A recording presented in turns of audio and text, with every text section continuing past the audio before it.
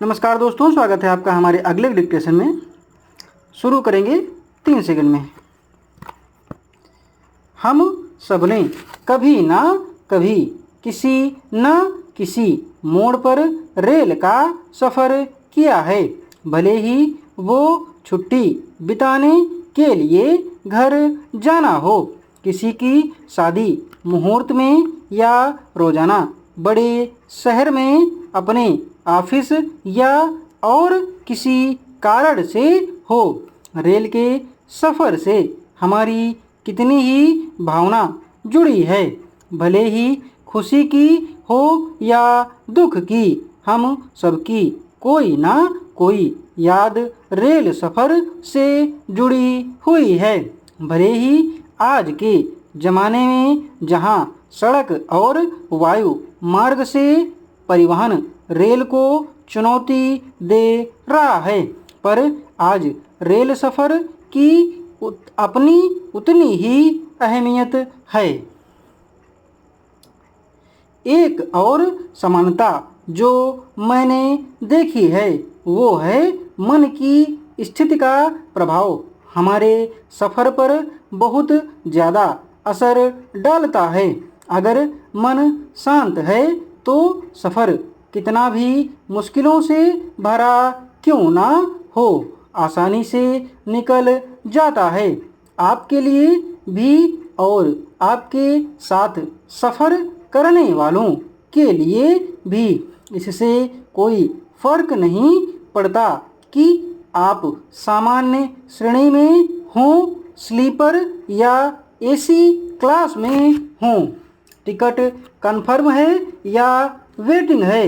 लेकिन इसके विपरीत अगर आपका मन अशांत है, भले ही वो किसी भी कारण से हो, तो अगर आप फर्स्ट क्लास एसी में भी क्यों ना सफ़र कर रहे हों, आपके पास बढ़िया खाने पीने का सामान हो, आपका मन नहीं लगेगा और साथ ही माहौल भी गंभीर हो जाता है।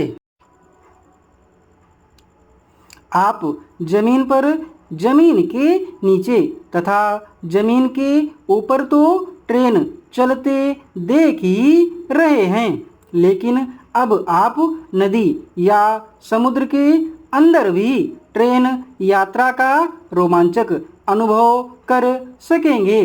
भारतीय रेल ने इंजीनियरिंग क्षेत्र का एक और उत्तम उदाहरण प्रस्तुत करते हुए हुगली नदी के अंदर टनल बनाकर मेट्रो ट्रेन का परिचालन शुरू कर दिया है। यह भारत में किसी भी विशाल नदी के नीचे निर्मित अपनी तरह की पहली अंडर वाटर मेट्रो परिवहन सुरंग है।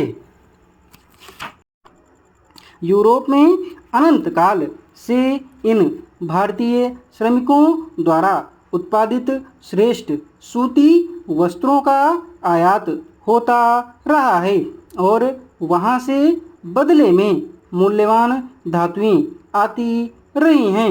इसका भुगतान भारत को स्वर्ण और रजत के रूप में मिला करता था।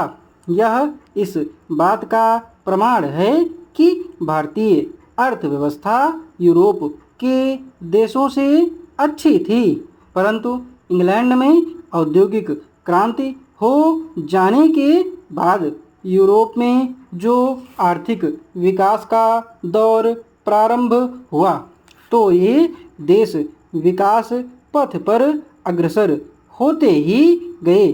तभी इस काल में अंग्रेजों को भारत में अपना प्रभुत्व स्थापित करने में सफलता मिल गई। अंग्रेज शासकों ने भारतीय अर्थव्यवस्था के विकास में न केवल बाधाएं डाली, वरन यहाँ के ढांचे को नष्ट कर इंग्लैंड की पूरक अर्थव्यवस्था को जन्म दिया। डिक्टेशन की स्पीड 85 शब्द प्रति मिनट रही है। इस डिक्टेशन की PDF और आउटलाइन आपको हमारे टेलीग्राम चैनल पर मिल जाएगी। टेलीग्राम चैनल का लिंक नीचे डिस्क्रिप्शन बॉक्स में दिया हुआ है। धन्यवाद।